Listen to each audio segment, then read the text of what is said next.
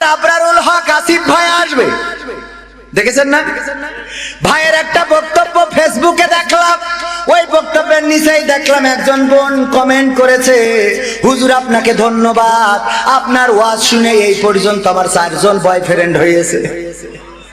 আপনাকে ধন্যবাদ, আপনার ওয়াজ শোনার কারণে আমি 4 জন বয়ফ্রেন্ডের মা আলি গো। এমন ওয়াজ করলে লাঠি পড়বে নাকি? যুবকরা খুশি হবে না? হবে না।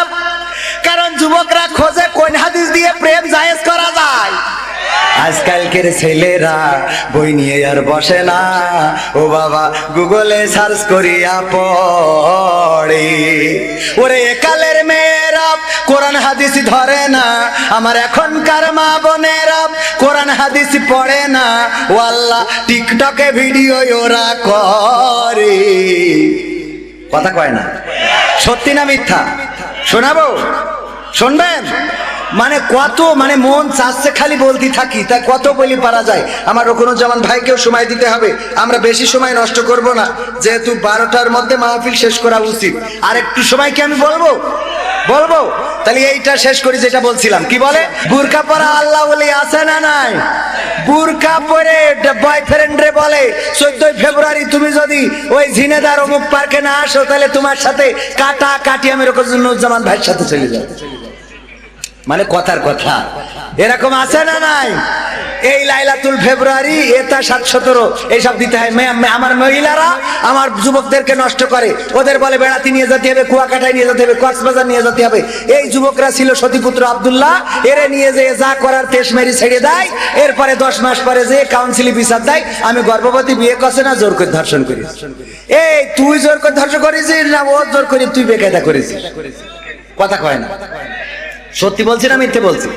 এই যুবকগুলো নষ্ট করে, আর যত বিচার সব ওদের পক্ষে করতে হয়। পাকামো পাইছাও, মেরেও যেতে কেন্দ্রেও যেতে, ঠিক না বে? ঠিক, মেরেও যেতে কেন্দ্রেও যেতে, সারা জীবন যুবকের ফকির বানাইলো, বানায়ে আবার যে আর একজনের যার বিয়ে করে ও যেই বলে আজ তোমার জীবনে প্রথম দেখলাম। ওরে আল্লাহর ওলি, এই জাতীয় বেপরদা শীল নারী যারা, তাদের জন্য মাথায় রাখবেন যে ওয়ামান আহসানু কাওলাম মিম্মান দাআ ইলাল্লাহি ওয়া আমিলা সালিহান ওয়া ক্বালা ইন্নানি মিনাল মুসলিমিন।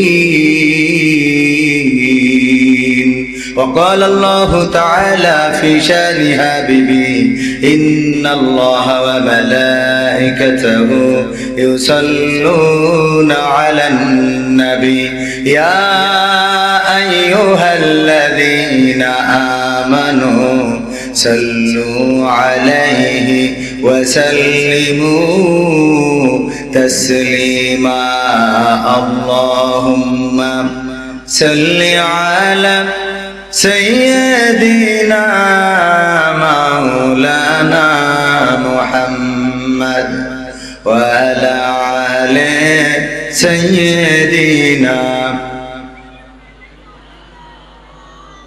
নবীর নামে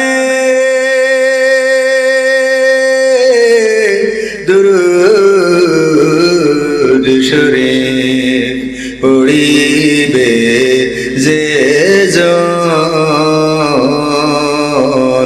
তার জন্য যে হারাম হবে জাহান্নামের আগুন। আল্লাহুম্মা সাল্লি আলা সাইয়্যিদিনা মাওলানা মুহাম্মদ ওয়া আলা আলি সাইয়্যিদিনা।